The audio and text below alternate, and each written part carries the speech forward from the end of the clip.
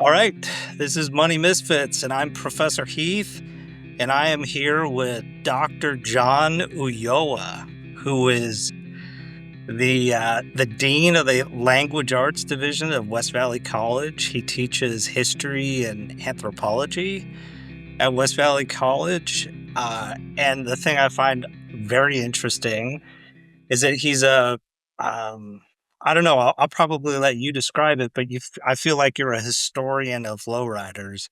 You're a lowrider yourself.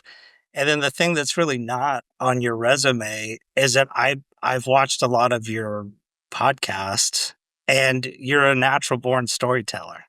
So I'm glad to have you. Anyway, is there anything that I'm missing from your introduction? Maybe your education level?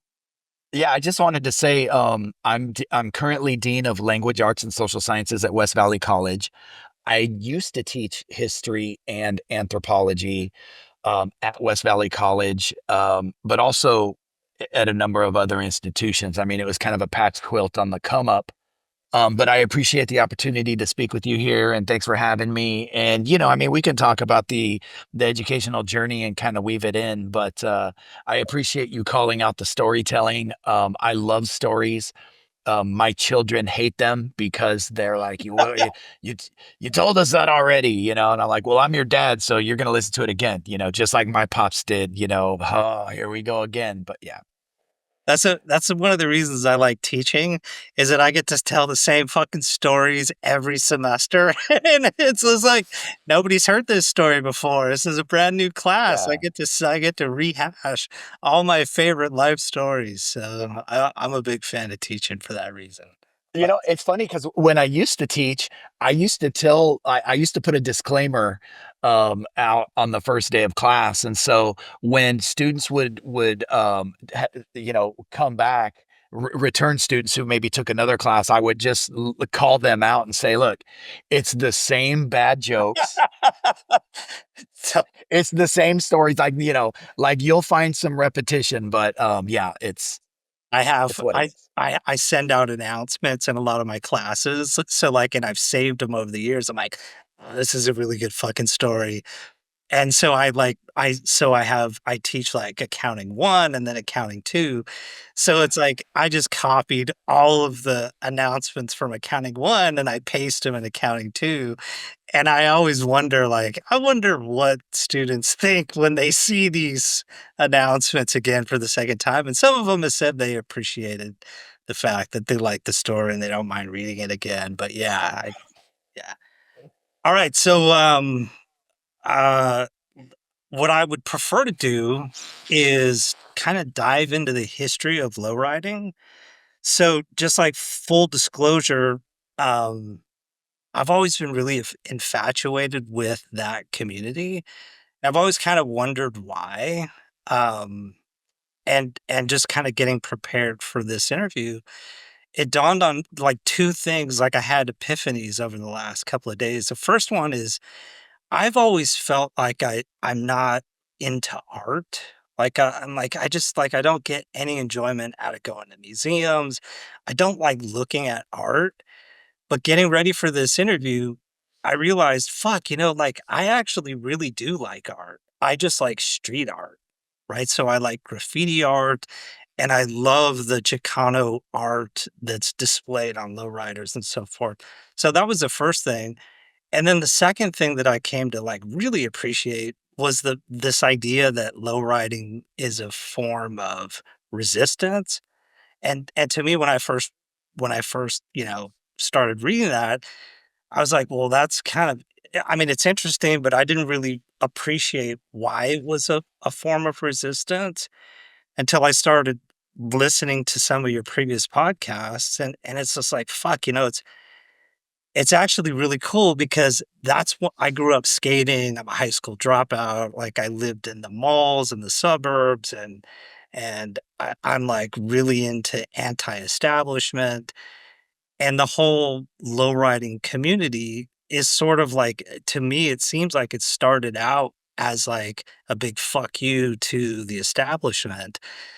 And so like over the last week, I was like, "Fuck, I just liked it because I liked it, and now I really like it because I appreciate it so much more, and so I would love to sort of just start our discussion at on those points from your perspective. Is that all? I mean, that's a lot. So, first of all, I mean, I just wanna acknowledge that, okay, yeah, I'm Dean of Language Arts and Social Science. I'm in my office at West Valley College right now, but in tribute to the GOAT, I'm Nice, wearing, nice. you know yeah, RIP Ozzy, one of the greatest to ever do it. So if we're gonna talk about being anti-establishment, I think we have to acknowledge, the late great, Oz. But, I think that, what you're touching on is a lot. First of all, like, let's go back to the first thing that you said, that, you don't really like art.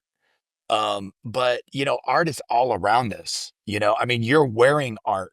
Yeah. So, I mean, you're literally you're wearing it on, you're wearing it as a sleeve, as am I. I mean, it's just, we've human beings have been making artistic statements since the beginnings of our species, whether they're rock or cave paintings, or burial rites, or body adornments and body modifications. I mean, architecture.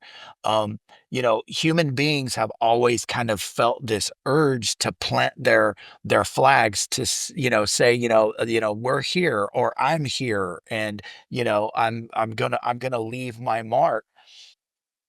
What's wonderful about low riding is it's art on wheels.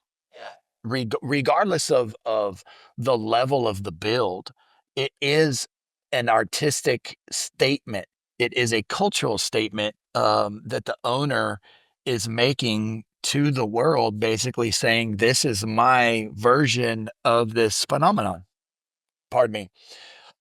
So I think that, my muse, my main source of inspiration with low riding is the world famous Gypsy Rose, which is, the famous pink, flower rose adorned 64 Impala that was built by Jesse Valadez Sr., and that is in the opening credits of the, 70s sitcom Chico and the Man.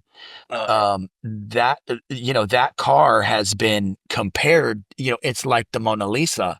And I'm sorry, but it's in my yeah. No, subjective view, it's way more beautiful than the Mona Lisa.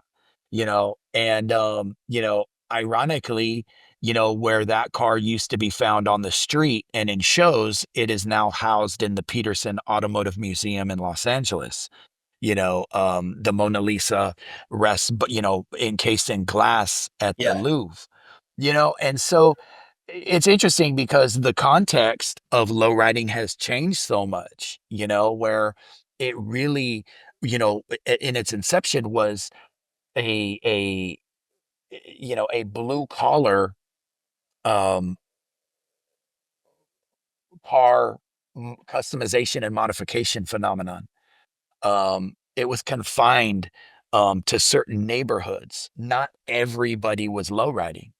And I think that now you would be hard pressed to find somewhere on a map or on a globe, where low riding isn't present. I mean, it is literally gone from the confines of the barrio, or the hood, if you will, to a global phenomenon. And now, in the most prestigious of, institutions, culturally speaking, the Smithsonian is about to roll out a big exhibit that's going to be, in place for the next 2 years.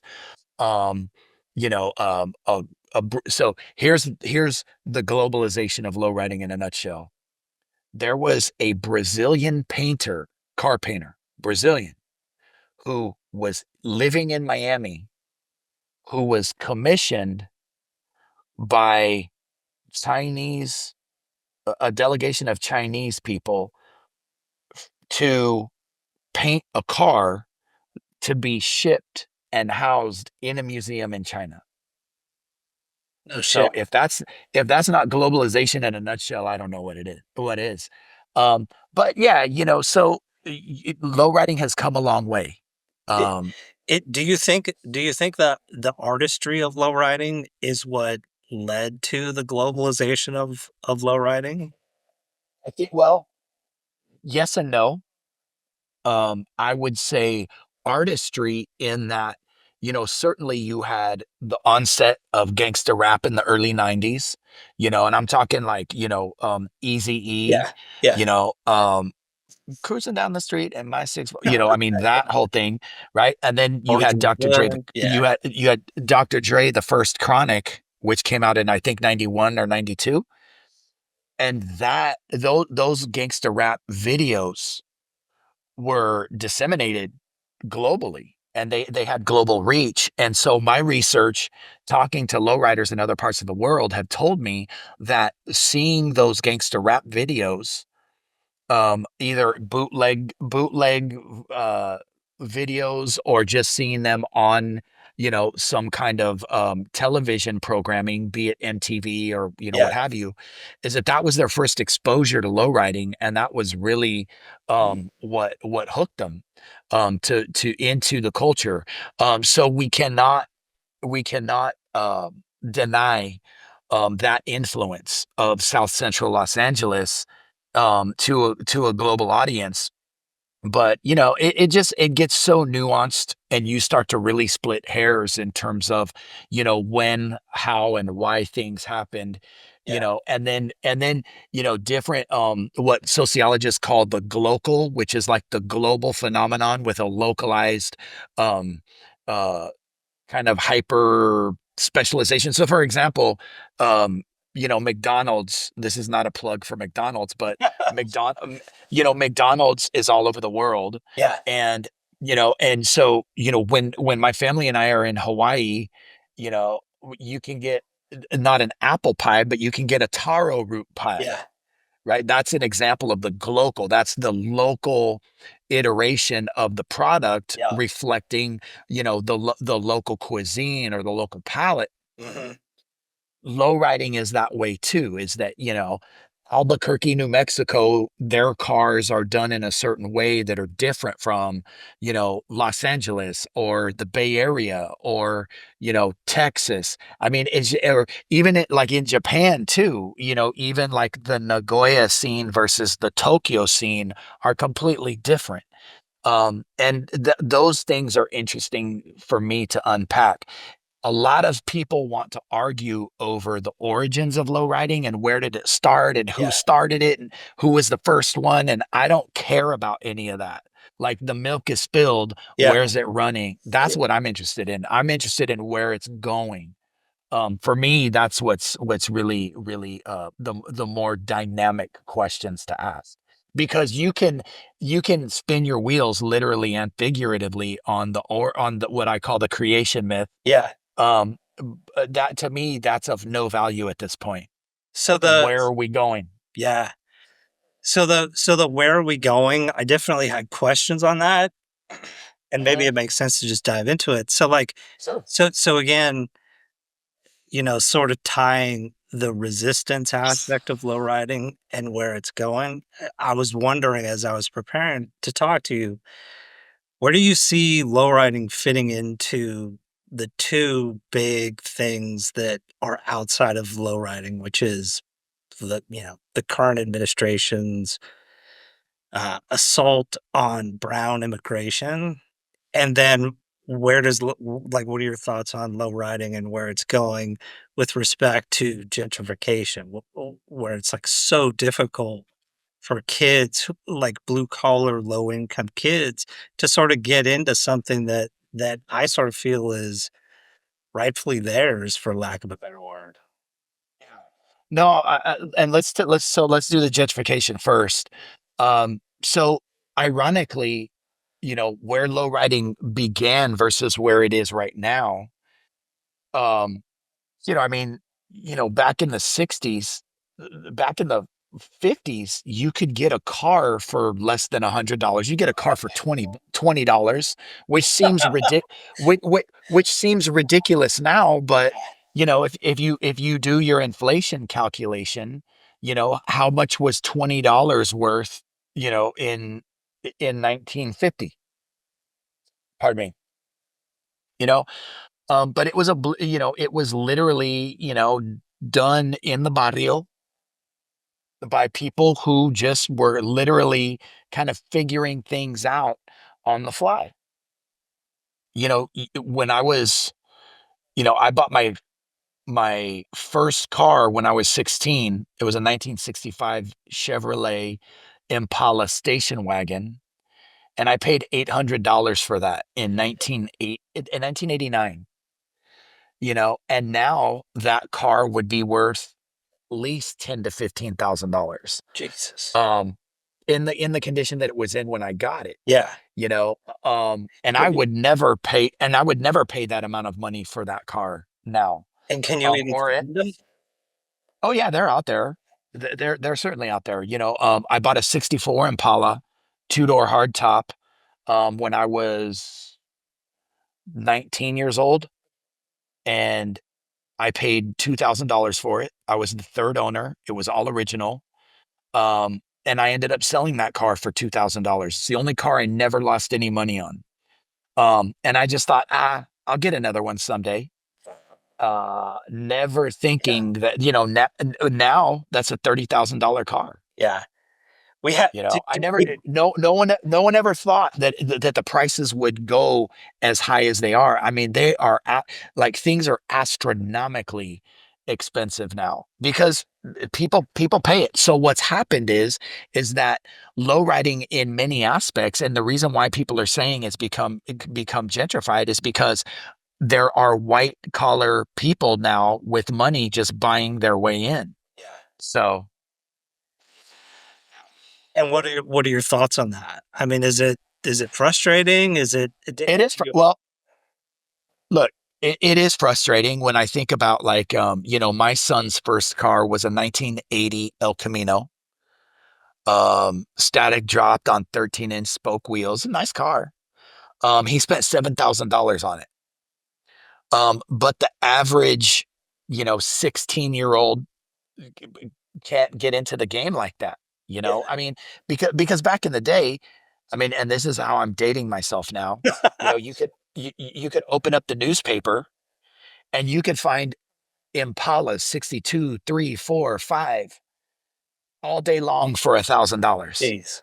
I mean, there's a one after another, $1,000, $1,000, $1,000, and now, the prices have just gone so high. I think it's much more difficult now for youngsters to to basically legitimately pay your way in with a nice car to then customize. Yeah. Whereas, now, I mean, you have to make a lot of money. It's very, very expensive now. Yeah, the And opportunity.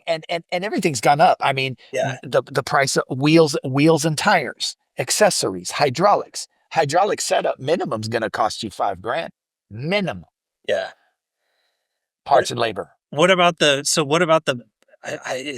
is misappropriation the right word? But, like, what are your thoughts on seeing the Chicano culture, lowriding culture, like, filter into beer commercials and 7-Eleven like, Big Gulp I personally love the Big Gulp commercial, those girls on the bikes are really cool, but what are your thoughts on all of that? And I've said it before. This is nothing new. Is that, it's corporate America, Yeah, and if corporate America can make a buck off of it, they will. And low riding is hot right now, yeah. right? Low riding is hot right now, and that's why you're seeing that. You're seeing those campaigns. You're It just seeing, sort of y- it seems so ironic though that lowriding started as a big "fuck you" to the establishment, and now the establishment's almost adopting it and making it difficult for the community to get into the expression. like it's no different than, at Cinco de Mayo when you see all of you go into a grocery store around Cinco de Mayo and you're inundated with Jose Cuervo and Modelo and, Yeah, it's, Chip, Doritos and Tostitos, and you know what I mean. Yeah. Like that's what Mexicans eat. That's all we eat is chips and salsa and drink tequila and beer. You know what I mean? Like it's ridiculous, but I mean, it's marketing. Yeah. This it's all marketing campaign. Yeah. And so I mean, if you look at the movie, Vote for Pedro, Napoleon Dynamite, Yeah. right? Like in the middle of the movie, randomly there's this lowrider that appears, and it is literally random, and it was randomly cool, because it wasn't trying to do anything other than just be there. It just Nice. was. Yeah. Where now, everything is calculated. And it's not any new thing that low riding is being used to make money. I mean, you know, a spectator will pay $60 to have to enter a car show. Yeah. It's actually more cost effective to enter a car into a car show because you're going to pay the entry fee, which Yeah. is going to be less than $60. Or if it's like even say $75, you're still getting two free wristbands. You don't have to pay for parking, and you don't have to, you know what I mean? Like Yeah. it's when you play the law of average, it's actually more cost effective to enter your car. Yeah. You know what I mean? Interesting. Where like a family of four is in $240 Fuck. in just entry fee, Man. right? Yeah. And then you're gonna drop another $100 on concessions. Then if you're buying merch and T-shirts and supporting vendors, Yeah. I mean, it can easily cost you $500-600 to go to a show. Yeah. That's crazy. It's just, yeah, it is crazy. But then again, everybody's got overhead. Everybody's got to make their money. Yeah. So how I feel about it, it's gonna happen regardless of how I feel about it. I mean, Does it make it my does it make it less cool? Like, do you some people argue yes. Some people, I've interviewed a lot of people, and there are some people, like some of the older heads, that are like, it was cooler when it was just ours. Yeah. Now it's kind of this free for all. Yeah. I think that my problem with with how Chicano culture is represented is that the complexities of Chicano culture get boiled down to an aesthetic. Low riding is not synonymous with Chicano culture. It's related. Interesting. It's an aspect of Chicano culture, but it's not the be all end all. No. Neither is wearing a pair of Dickies or Ben Davis, Yeah. or a certain kind of shirt, Yeah. or a certain kind of shoes. But if you look at the hashtag Chicano culture worldwide, all you will see are aesthetics. You're not going to see anything about indigenous culture. Yeah. You're not going to see anything about, the labor struggles, the civil rights component, in which contextualizes Yeah. the Chicano movement. It's like, So my problem, my beef, if you will, is that Chicano culture gets boiled down to superficiality. yeah. And you're talking about thousands of years of history, deep roots. And that's the issue that I have. So, does low riding kind of come along for the ride? Pun intended. Yes. Yeah. But let's not get it twisted. Like, it's not the be all end. Yeah. Yeah. It's literally, I mean, not literally like, but as you're talking, I'm thinking it's kind of like the skate punks in suburbia, right? Like suburbia was way more complex than just the skate punks in suburbia, and low riding could be viewed the same way, where it's just like it's the punks of that community, Yeah. or some small sliver of that community, and it doesn't Yeah. represent the entire aspect of the culture. So Right. Right. 100%, and so then it's like, you know, to what, how punk are you? Right? yeah, Are you, exactly. are you, Do you give are it up you, altogether? do you disassociate yourself from the popular bands? Do you find some new avenue to express your anger or whatever your message is? Yeah. Or do you go on the, Warped Tour and just, Yeah, and just, make your mortgage payment, you yeah. know? I can't fault anybody for making a living. Dude, So, I would be the kid that went on the Warp Tour for sure. Like, I'm never gonna turn down an opportunity to make money. you know what I mean? So, anyway, I mean, it's funny because, then it's like, I think in any scene, regardless of what it is, like the authenticity is questioned Yeah, 100%. Like, how down are you? How authentic are you? yeah, And really, it's the people that have nothing to prove that are just doing their thing, yeah, and I think that that's also true, in low riding as well. Like it's like, real recognizes real yeah. regardless of what you're doing. I agree. I agree. As far as your question about the presidential administration, cruise nights are happening. Cruise nights are happening. I think the biggest problem with a cruise night is litter. Um, probably some street beefs happening.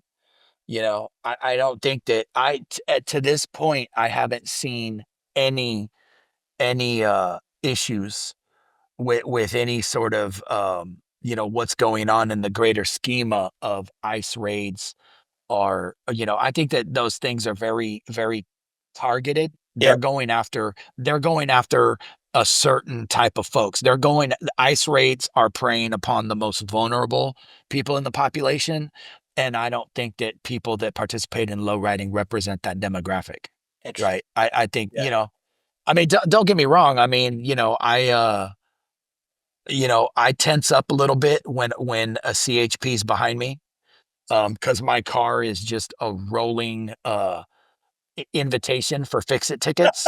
But I think that law enforcement nowadays, here's the big difference is like, early in low riding was criminalized. yeah, And I think that there's been a lot of community work done, and a lot of relationship building, and a lot of demonstration that, what, for the most part, we're family oriented people. yeah, We're hardworking. We have a lot to lose. When we take our cars out, we have a lot on the line. yeah, And we're just about having a good time.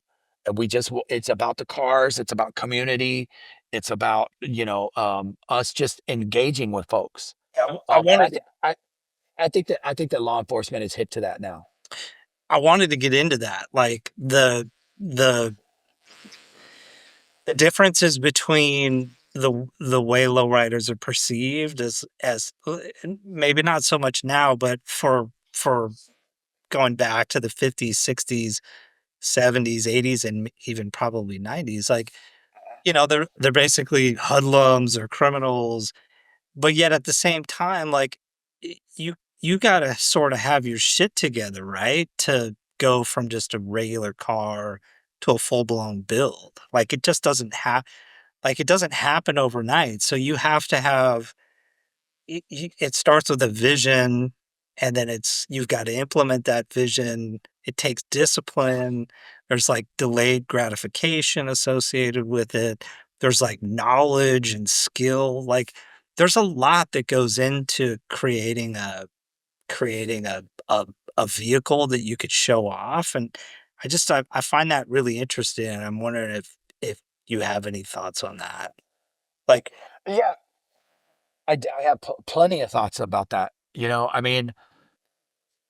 mean, everything is limited by budget, yeah, by resources. Really, what it comes down to is resources. So, yeah, for example, I know somebody who is a master craftsman, can literally do it all: paint, fabrication, electrical.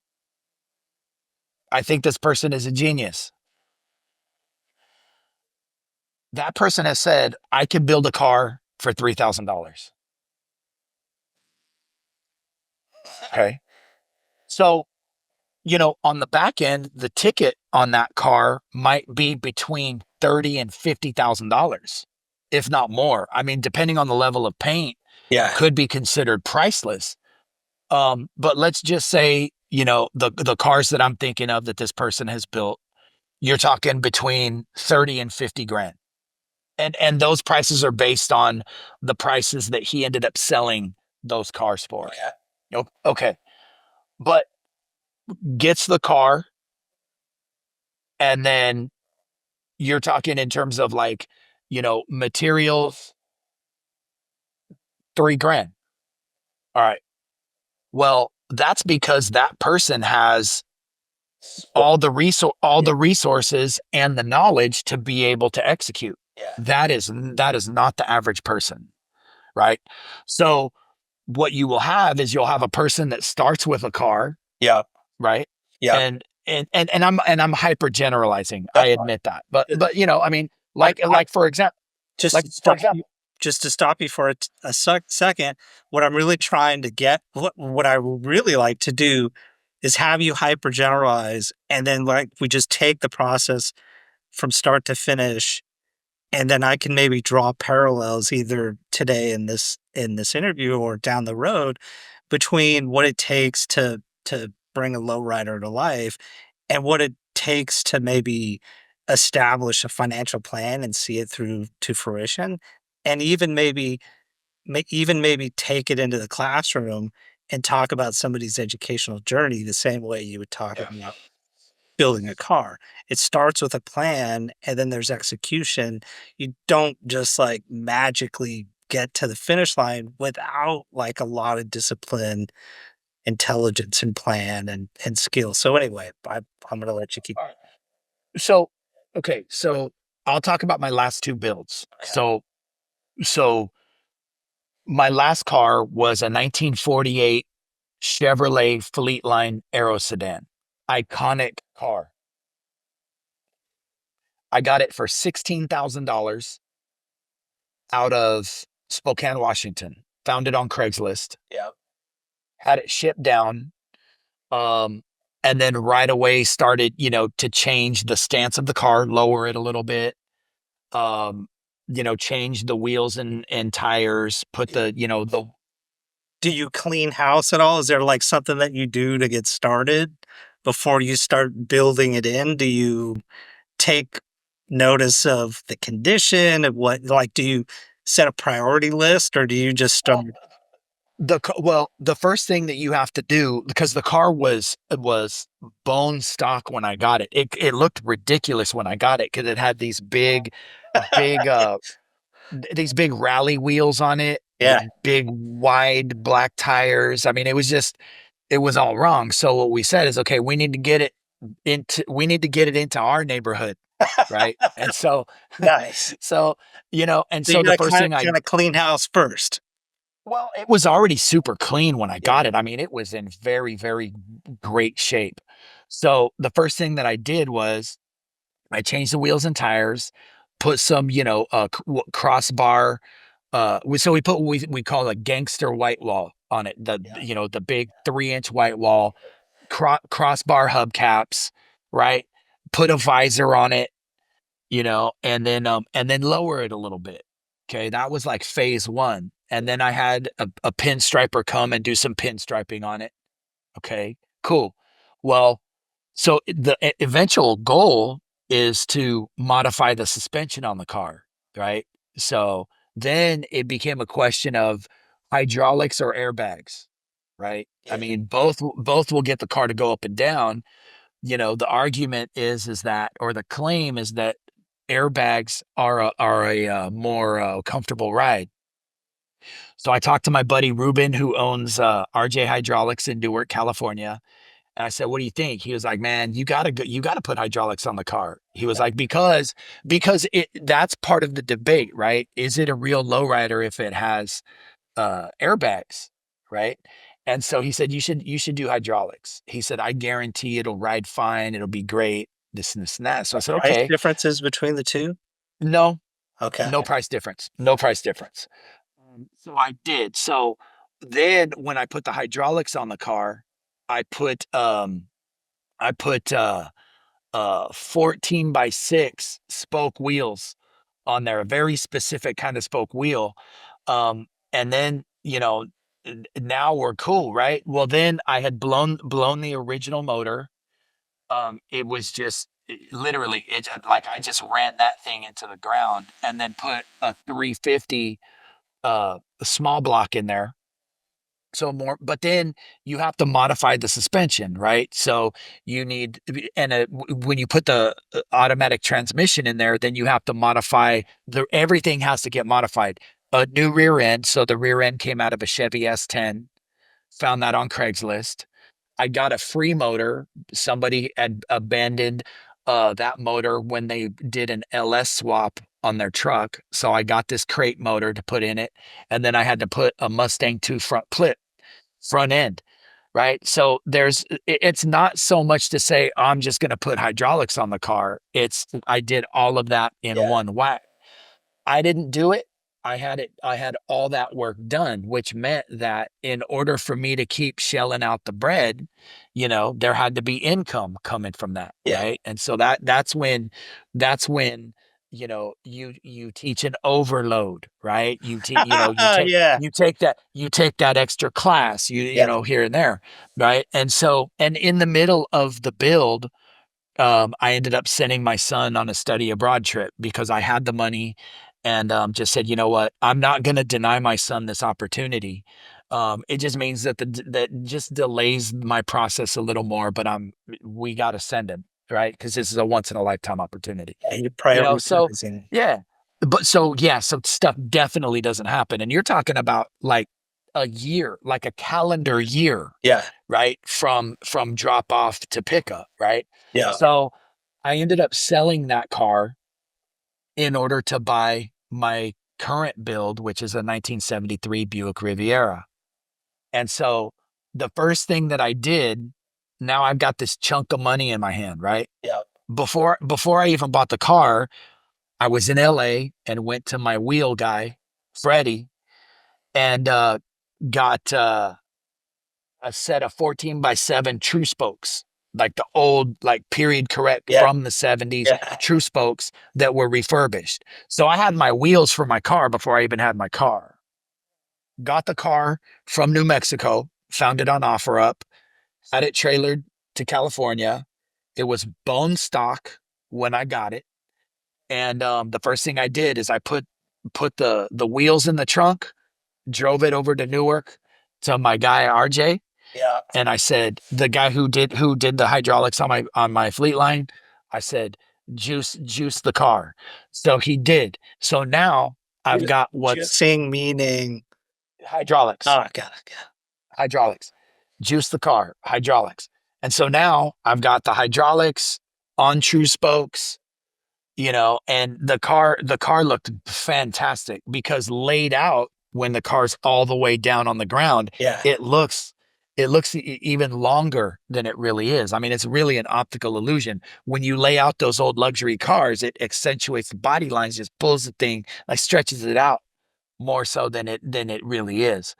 Um, so it was great. And then it had this big bumper on it. And I said, I want to split the bumper so I can show the grill Yeah. because the bumper went in front of the grill. Yeah. Let's split it, meaning let's cut it in the middle Yeah. and then tuck it, right? Meaning that you have to literally take the bumper, the shocks, the bumper off, drill a hole, and then collapse them, and then put the bumper back on, and then it tucks in really nicely. And the car was on jack stands in the shop with the bumper off. And I said to my buddy RJ, I said, hey, what do you think if I just delete the bumper altogether? And his eyes got super big. He said, you just took this car from here to here. Do it. I'll give you full reign of the shop. You have full access to the tools. Go for it. So I built that car during the pandemic. And what saved me a ton of money was the fact that I learned how to weld so I could be more hands-on. Nice. And I learned power tools. I did a lot of the work myself. The guys in the shop were kind of coaching me and Yeah. quarterbacking a little Yeah. bit. But I just kind of made a pact, like I'm gonna learn how to do this. I'm gonna do it myself as much as I can. So I ended up making a 1/2 inch twisted grill custom for the car, and just did half of the metal fabrication on the bumper delete, and I was stalking just you online earlier, so I've seen all these pictures. It's a fucking beautiful front end. It's really cool. thank you. Yeah, It's not everybody's cup of tea. People will chirp online, but I just say, build your car the way you want. yeah, exactly. This is I mean, that's what customization is all about. You're building it custom to your own liking. yeah, And I build cars when my cars are always for me. I never like there are some people that build cars and they're thinking about the resale value. yeah, Like if I ever want to sell it, yeah, right? yeah, I don't do that. yeah. I'm just like, you know what? I'm building this car for myself to enjoy. Yeah. And that's that. Nice. Yeah. So do you mind if I ask Ask me anything you want. so like your personal finances, right? So you Yeah. have a very expensive hobby and it sounds Yep. like you've got at least one kid in college. And I've got no kids in college. oh, Zero kids in college. school abroad, what high school? He was in high school at the time. The time, okay. Yeah. So But I just anyway, sent him I just sent him to a short-term got it. study abroad. But so we haven't gotten into your educational background yet, but I'm wondering, maybe you do, maybe you don't have student loans, but like how do you balance the pursuit of this hobby with, like we don't make all that much. You could teach as many overloads as you want. You're really not going to make that much. So like how financially sound do you feel like you're pretty financially literate? Like is that a skill set that you've leaned into while you pursued this passion? No, I mean, my financial literacy, I've had to learn in my adult life. My parents always just beat us over the head with this idea that you have to have good credit, but they never showed us how to I do do that. that. Wow, No, they were very proud of their credit scores, but never sat us down and said, this is how you do the credit thing, no you shit. know, What about never. saving for retirement? Like, Well, I mean, do those luckily, conversations come up in your family? Never. I mean, luckily, I kind of fell ass backwards into education. It was not my original career objective. My first career choice was I wanted to go to Los Angeles and be a studio drummer Oh, because shit. I have a background in professional music. Yeah, so my mom was a professional singer in her younger days and said, "Listen, the music business is ruthless, Yeah, and you have to have something to fall back on." So I just kept going to school. I was still playing music, but I was still going to school. And so I got inspired by some wonderful community college professors. And so I said, you know what? This is what I want to do. I sustained a horrible back injury early in my life. So I graduated from high school and I had back surgery. I had two ruptured discs at age 18. So my friends that were graduating from high school and going out and working construction jobs, they were the first ones to buy their own houses, their own trucks. I lived in Modesto. yeah, They were literally they were, and now at our age, those guys own the yeah. businesses, To right? And but I had open invitations. Hey, come work for my dad. Come work here. Come work. Come work. We have plenty of work. Come on. But I couldn't do it because of the physical demand. So I had to work with this. This was my greatest tool, my brain, and so I did, and I just kept grinding at it, and it ended up working out for me. So having that said, I'm on the, state education retirement program, yeah, STIRS, yeah, and so, that's what that's about. But, the financing, the deal that I have with my family is my low riding will never take money away from the family budget and the family business. Like this stuff rips families apart. no shit. Yeah, This stuff, I've known people that have gotten divorced over the car thing. because this becomes the person's priority and not the family and not the household, and that's really sad to see. I mean, no, look, at the end of the day, yeah, I love what I do, but this should not destroy families. Agreed. At the end of the day, it's a car, it's a vehicle. You know what I mean? Yeah, Like it shouldn't do that. But I've seen it happen, and it's unfortunate that it does happen. So what I did when I was building the fleet line, I there were some semesters where I was working the equivalent of two full-time jobs. no shit. Yeah, because because of that deal that I have with my family, that I'm not going to let this get in the way of our family finances. So the one check went to the family, and then my side hustle went to the car. No shit. Yeah, Yeah, I'm teaching I'm teaching like 7 classes this summer.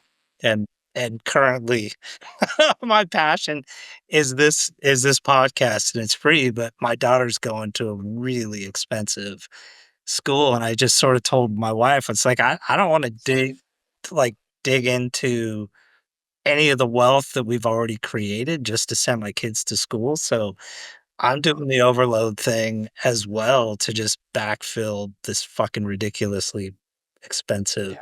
college education. How about Well, and I drove Lyft for a while. no shit? Yeah, I mean, I was doing like, because this stuff is expensive, Yeah, so, I was, but it was, I mean, like you just told me you were teaching 7 classes, and I've been there. yeah, Um, and they were not online classes, they were face to face. And I was miserable because of the workload, the amount of work in such a truncated time. yeah, it's tough. And I said, I'll never do this again. I think I taught 6 classes at Skyline College, and I was miserable my entire summer. I went, never again will I do this. How about how about student loans? Like, so I was before this interview, I was looking at your LinkedIn profile, and you have a master's in history, a master's in anthropology, and then a doctorate degree in, I think it's anthropology, history, My doctorate is in education. Yeah. educational leadership. So it's an EdD. It's not a PhD. So can are you cool walking me through like how you financed all of that? And maybe going back, so I would really actually like to know how you were inspired by some of your professors.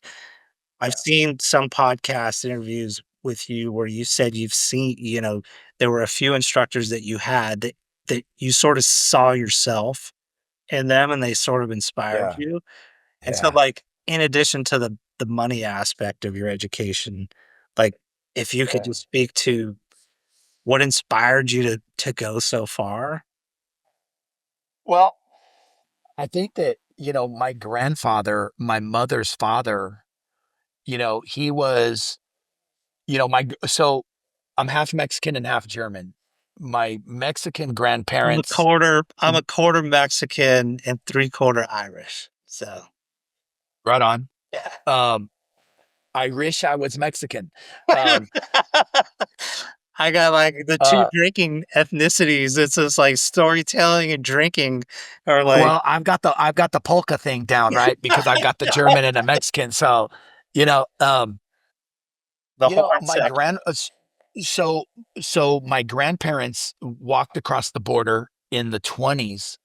When you can do that, when you could do that, they walked across the border with my oldest aunt. They were trying to get to Richmond. My grandfather heard that there was work in Richmond. No shit. So once they got on a train, they got off in Riverbank, which is a little town outside of Modesto, kind of in between Modesto and Oakdale, and like kind of going up the Highway 108 to the Gold Country, Sonora and Columbia and all that.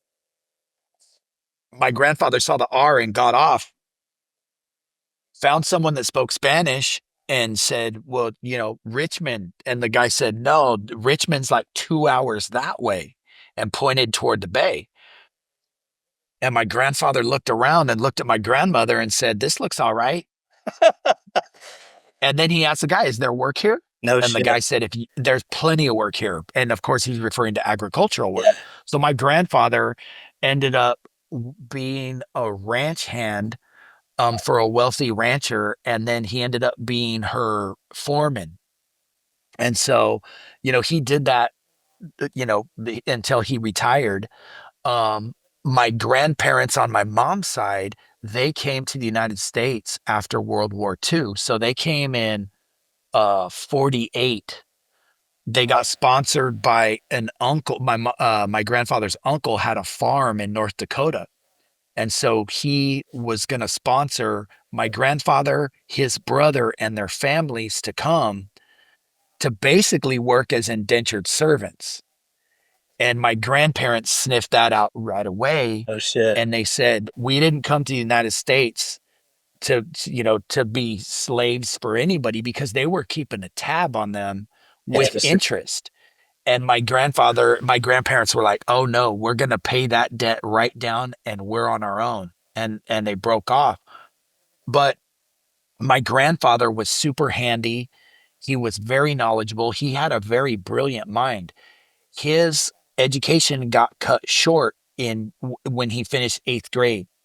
When he was finishing 8th grade, the schoolmaster came to the house and said to my great grandfather that he wanted my grandfather to get this scholarship. He had the whole thing set up. He said, "Your son will go to the university for free." And my great grandfather said to the schoolmaster in front of my grandfather, he said, "My son has no business in school. No shit. I need his labor." And so, my grandfather could have literally been anything that he wanted to be. So when I was growing up, I spent a lot of time around them. They were really my caregivers while my parents were at work. My grandfather would always tell me, "Learn as much as you can. Learn as much as you can. No shit. You can never learn too much." And that was all predicated on his His education parents getting cut sort of. short. Yeah. And so, I grew up, as I was like going through getting my degrees, your grandfather would be so proud of you. Your grandfather would be so proud of you. Yeah. And I agree with that. He would have been proud of me, but I did it I did it for me, but in honor of the sacrifices that both sets of grandparents made to come to this country. And that's something that I take very seriously. I believe wholeheartedly that we stand on the shoulders of those who came before us. Nice. Yeah. So other people open doors for us. We have an obligation to walk through. Yeah. And now, and now at this point in my career, it's my turn to open those doors. It's my turn to uplift this new generation of scholarship. So that is my inspiration. So along the way, I've had many, many people that have inspired my learning and my thirst for knowledge. I love learning. I consider myself a lifelong learner. I always said I'm a professor of history, but I'm a student of life.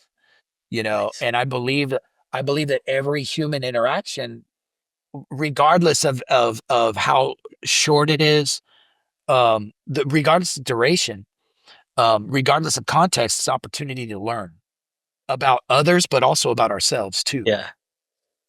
That's huge. Yeah, it is. That's inspiring. It is. Do Yeah. you so my journey is totally different than yours, but I dropped out of high school, got really involved in drugs and was arrested a bunch of times, and somebody said I was working for a landscaper, and the guy sent me to a community college. I'll save you the boring details, but I ended up going back to school. Like I went to community college and transferred off to Cal, and had a really successful career in accounting.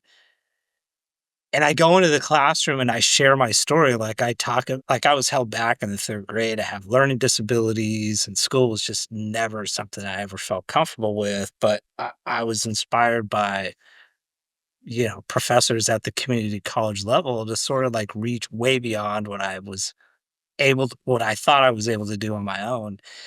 And I really fucking end up resonating with all the hoodlums that take my classes.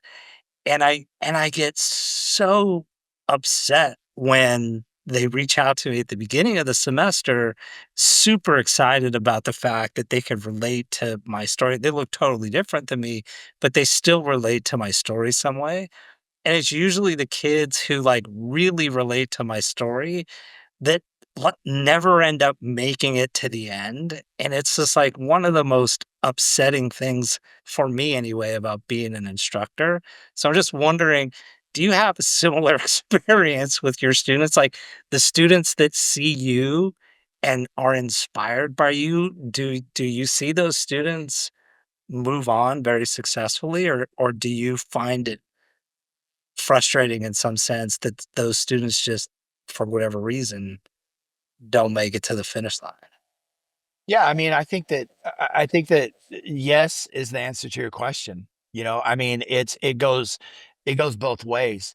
Um, there are students who, when I think about like the trajectory of my career, you know, um, there are students who knew what they wanted to do right away, and I was just kind of a lily pad. Totally, But they were already totally. there, They would have done it regardless of you or not. Yeah, totally. they just happened to be in my class, Yeah,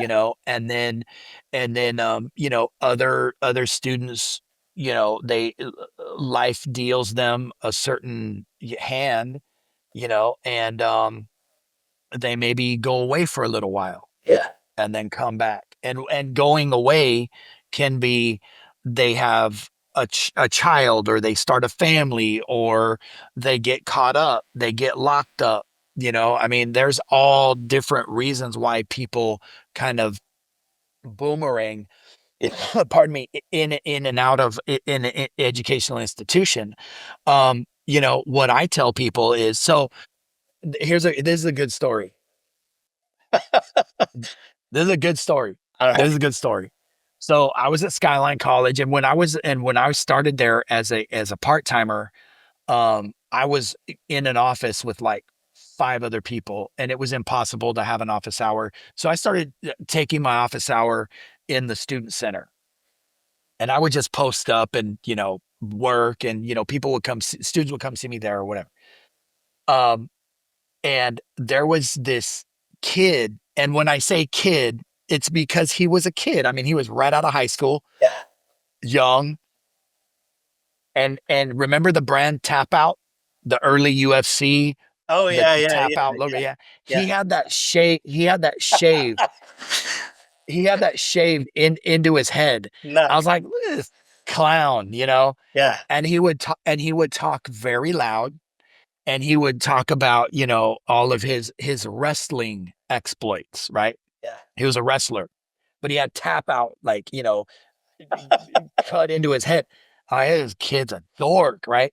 yeah. So anyway, and he knows this story, so I'm not So you're like, this is not nothing that I wouldn't, because I've told him this, right? Yeah, When I first saw you, right? So anyway, he's a knucklehead, right? So anyway, so over the years, he winds up in my class, and it was a Monday, Wednesday, Friday class.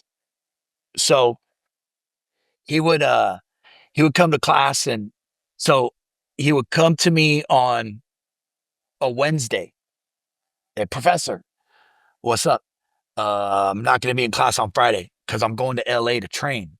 Because he was heavy into, at that time, he was heavy into the jujitsu thing, yeah, and he was going to LA to train with Eddie Bravo. And he said, I'm going to LA. I'm not going to be in class on Friday. So I said, okay. So then Monday comes, he's not in class, and then he comes back on Wednesday. And he was like, yeah, sorry about missing on Monday. I decided to stay an extra day and train again. But I'm not going to be here on Friday because I'm going back to LA to train. I was like, all right, just make sure that you keep up with the reading, get the work in. You know what I mean? yeah, Like, I wasn't really He was doing his You're like, thing. yeah, kid. All So, right. so then he would come in and go, "Hey, I was at the UFC fight in Vegas hanging out with Joe Rogan." I'm like, "Get out of here. No, you weren't." And he's like, "Yeah, look." And I'm like, "Oh, he is, right?" So he kept doing that. I only show up on Wednesday thing. And so finally I told him, I said, "Listen, you have to make a choice. Do you want to be a student or do you want to be a fighter?" Yeah. And he paused. And I said, "Do you want to be a student or do you want to be a fighter?" And he looked at me and he said, "I want to be a student of fighting." I said, "Perfect." I said, "Then go do it." I said, "Because for what you want to do and the time that you're putting in there, Yeah. your window is about this big Yeah. and it closes very Yeah. quickly. Totally. You're in your prime right now. Go do it." He dropped out of school that day. No And he shit. told me this. He said that conversation was the catalyst for him to make a hard pivot and get serious about his training. He ended up being Eddie Bravo's first black belt in No 10th shit. Planet Jiu Jitsu. His name's Denny Prokopos. And he ended up starting his own jiu jitsu school and thriving and been. And he came back to Skyline years later and said, "I've told that story of you having that conversation with me a million times." Because I No. told him, "Look, go do it. Yeah. We'll be here. Yeah. This Totally. this this isn't going anywhere. This will be here. Totally. We'll be when you're ready. I'll be here. We'll all be here for you. But you need to go do what you need to do." Yeah. And he did it. You know what I mean? And I think that you know th- some people are not willing to have those Yeah. conversations with students. I They're have like, those. just Yeah. I have those conversations all the time with students because so like I teach accounting and nobody would take my fucking class if they had a choice, right? It's 90% of the kids that come through my class are majoring in business. And I tell students all the time, like, you're fucking wasting your time. Like, honestly, you're you're picking a major that's so broad, right?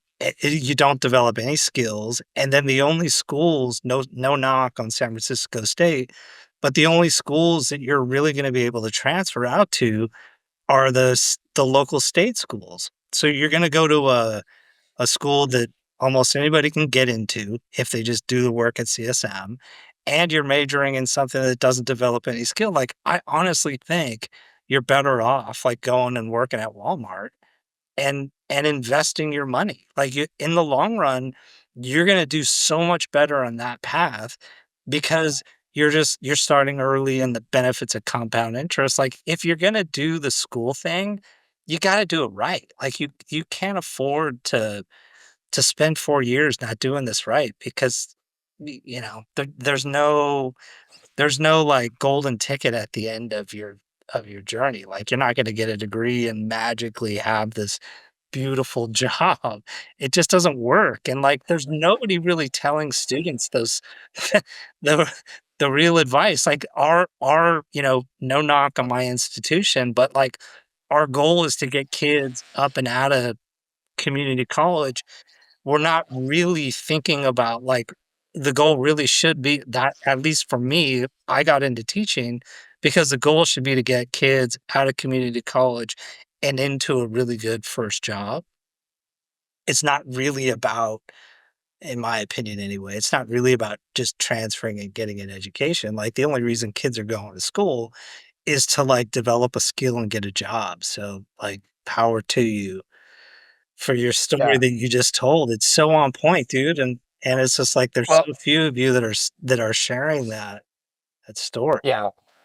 I mean, I think that, you know, I always wanted to teach community college, like from since early in my, I would say, once I started to kind of figure out what I wanted to do, this was it. And it came because I was inspired by some wonderful community college instructors. The problem is that the problem for me was like as I just kept grinding and got my bachelor's degree and then got my master's degree, now I can teach community college. Yeah. Except now what? I didn't know how to try to find a community college job. I didn't. I was given my first opportunity No by shit. my mentor, by my mentor at Modesto Junior College. He called me and said, I need you to teach 8 a.m. Tuesday, Thursday, next semester. And I went, okay, it's kind of early, but whatever, And Yeah. so I was living in San Francisco. No So shit. I was commuting down there. So I would leave my house, 5:30 in the morning to get down there to be able to get my coffee, have an office hour, and by the way, no one shows up to a 7 o'clock office hour. Nobody shows up to office hours ever for me. But back then, you students did, but not at 7. No. But I would do my thing, get my grading done and whatnot, and then I was in the classroom, you know, 8 to 9:30, and Yeah. then hold another like office half hour and then come back to the bay. But that's how I cut my teeth, Yeah. but there were no full-time job prospects, none. So I got my second master's degree. Um, and I thought, okay, so I'll be more viable, I'll be more marketable. Yeah. Yeah, because I have two master's degrees. And then I graduated in '07, and the state economy was even worse. Zero. I mean, there were no full-time jobs to be had. It was Interesting. brutal. So, you just keep slugging it out. I mean, How because did that's you all I how can did you do. bankroll how did you bankroll the 2 master's degrees? What do you mean? How did you pay for that? Oh, that's all student loans. Oh, All shit. student loans. And are Yeah. you still paying those off now? In Yeah. hindsight, do you think it was the right decision? Absolutely not. No shit. Absolutely not. If I had to do it over again, I have this conversation with my son who's 20, going to be 23 now, Yeah. and he's very anti-college, because he's heard my wife and I talk about our student loans, Yeah. and so he wants to learn a trade, so he's going to get ready to go to welding school. Now, I had mentioned learning how to weld before. I love welding. Yeah. If I had to do it over again, I would have properly rehabilitated my back injury. Yeah. I didn't know any better. Um, and I would have gone to welding school as a very young man, Yeah. and I would have likely been retired by now. No shit. Yeah. Maybe But working for I a mean, union and having a pensions. Yeah. or, because my father-in-law's a welder, his brother-in-law's a welder, my brother-in-law's a welder, his son's a welder. And they're all, making very, very good Yeah. livings Yeah. doing that. I mean, it's a very lucrative trade. It's Dude, it's hard work. yeah. It's hard work. It's super fun. I love it.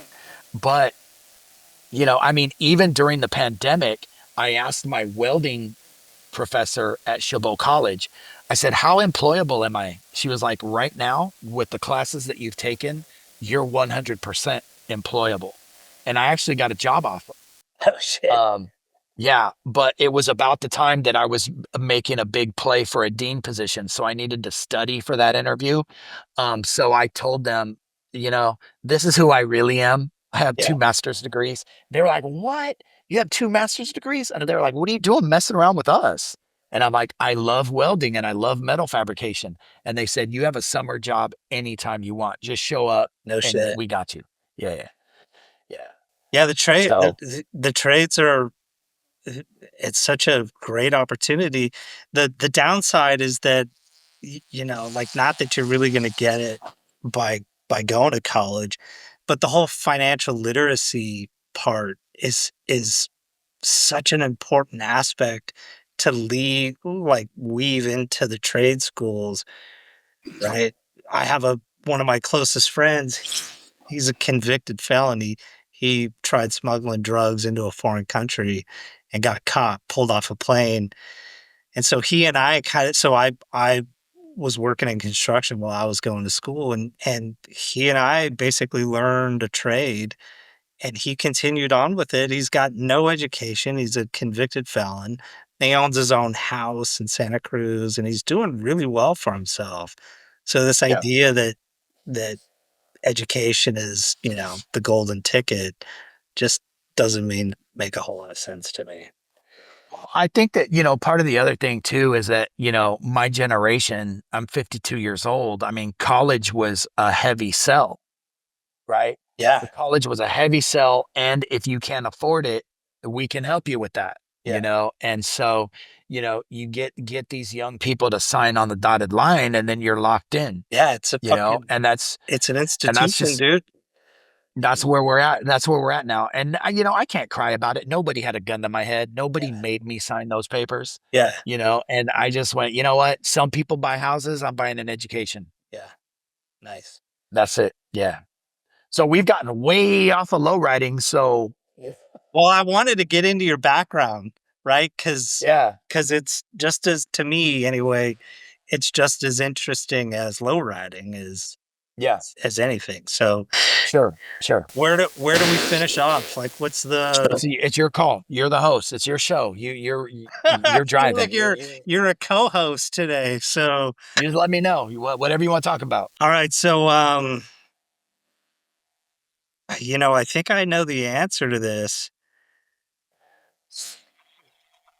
but let's end with where do you get the most pride from? Right? So do you feel like maybe pride isn't the right word, but like if I really wanted to know John and where you feel most at home, do you feel most at home low riding, or do you feel most at home being the dean at West Valley? Or it could even be maybe at home, like husband, father. Like where do you feel Yeah, how do you balance those three things? Because they're so different. yeah. I mean, oh, that's a complicated question. Um, Here, I maybe let me give you one more. How do you balance low riding with being a part of the institution? well, so, but I don't want to skirt your first question Okay, because I think it's an important one. I, I'm pretty comfortable in my skin as a human being. nice. You know what I mean? And so, You're just you you. know, I'm just me. Um, I don't, I'm over popularity contests, like, you know, and as a dean, there are some decisions that I have to make that are not popular. Totally. Um, and then there are some that are. I try to, I lead students first. I love the opportunity to serve students. Um, so when students come in because they just want to check in and say hello, that's fantastic. Because a lot of times when I deal with students is because there's an issue. Yeah. Um, you know, my family means the world to me. And so I have, it's, there's nothing like that. Yeah. I really love my family. If I can raise responsible human beings, my job is done. And I mean, parenting is the job that you can't quit, right? Uh, Unfortunately. right? I Yeah. mean, It I never mean, ends. I was my mom's baby to her dying breath. I mean, and she told me about it. I'm never gonna stop being your mom, and you're Yeah. never gonna stop being my child. Yeah. So my I wouldn't be where I am today without the support of my awesome wife. She's incredible. Nice. And her thing is like, hey, If it makes you happy, if you want to do it, do it. You know, can we swing it? Is it good? Is it doable? Do it, That's you know. huge. It is huge. And so, you know, I'm very blessed in that regard. And I have to acknowledge that, you know. Um, as far as, you know, low riding, you know, when I'm it's very, very therapeutic. You know, when it's all working. I mean, if there's a tow truck involved, it's stressful as all Yeah. hell. You know, but when everything's aligned properly, nothing beats a nice No therapy shit. cruise. You know, yeah, just especially on 280, it's beautiful, it's picturesque. You Yeah. know, Yeah. and if it's daybreak or or dusk, I mean, those are wonderful times to be on the road. It's just, especially if the weather's nicer. It's amazing. It's beautiful, you know. And then there's a sense of community that comes along Yeah. with all of that too. You know, it's awesome, you know. But you know, so I think that, you know, I feel, to be honest, I feel at home in all of those different contexts in different ways, though, Yeah. right? I mean, nothing can substitute family, Yeah. you know. But you know, being in my role as dean, I also have an opportunity to grow my intellectual family Yeah. and support. Not that, you know, and I don't mean that in a paternal kind of patronizing way. Like, you know, my job, the way I see it, is to support faculty to get these students where Yeah. they want to be. Yeah. And I didn't say where they need to be, where they want to be, Yeah. right? Whatever that looks like, you know. And that in and of itself is a mixed bag. So I see my role as being, you know, highly supportive. Um, so yeah. And the second question was, Just about I think the second question is less artful, but it's the hoodlum aspect of being a lowrider versus ah, yeah, being in the institution and being part of the institution. Like, do you ever feel like you have to leave some part of you at the door when you go to school? Or do you ever feel like you don't relate to low riding because you're a white collar professional? the day that I have to leave myself, the day I have to leave my stuff anywhere is the Nice. day I leave that place. Nice. You know, I mean, you know, a lot of my work in the last few years has been developing low writing as a teaching and learning tool. Yeah. And so I've been able to leverage my positionality as an educator to incorporate low writing into job plays, you know. And so, you know, like, you know, Cinco de Mayo, Latino Heritage Month here, you know, the Latino student group, they want to have low riders. We did a trunk and treat for Halloween where we had Nice. cars. So I bring my car as much as Yeah. I can to work. Nice. Um, you know, at Skyline College, we were doing the Ride Conference, which is you know, the only place-based, you know, lowrider studies conference in the world. No shit. We were doing that at Skyline. It's now going to be in its last year because the funding is exhausted.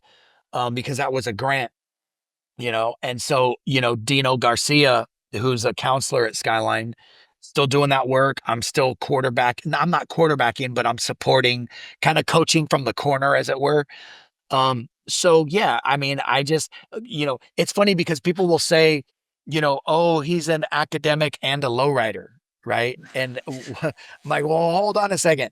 I'm a lowrider regardless of whether I'm sitting in this chair, Yeah. whether I'm at the grocery store, whether, you know, I'm watching a softball game at the park, or I'm walking my dog, or, you Yeah. know, like, low riding isn't something that you turn on and off, It's just right? part of you. In, o- It's in other words, if you skate, you skate. exactly. Exactly. Like, there's no, oh, I'm not a skater right now, you know, or, you know, I'm going to have to hit pause on this whole skating thing because I have to sit down. I have to sit down and write these emails. No, you know, it's like, your obsession is how do I get back Yeah, to the street, you to have the no quarter idea, pipe, dude. to the half pipe, to Yeah, the bowl.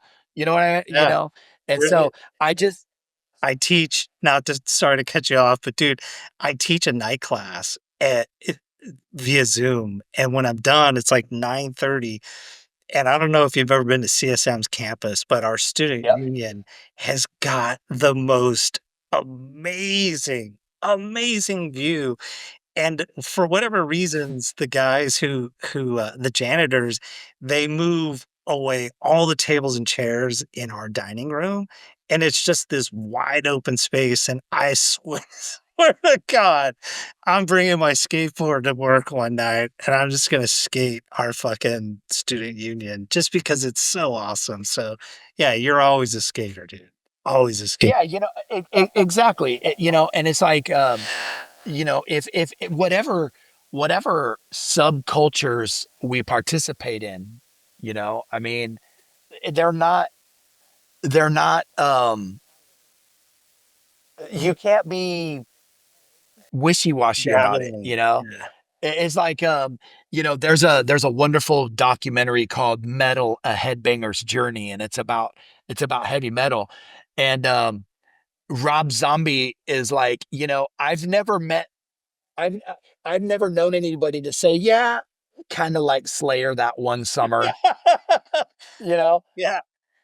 He says, I've only met the kid that's got it carved into his arm. And then you see the footage of Yeah. the kid carving Slayer into his arm. You know what I mean? So Yeah. it's like, you have to be all in with these things. Otherwise, that poser element Totally.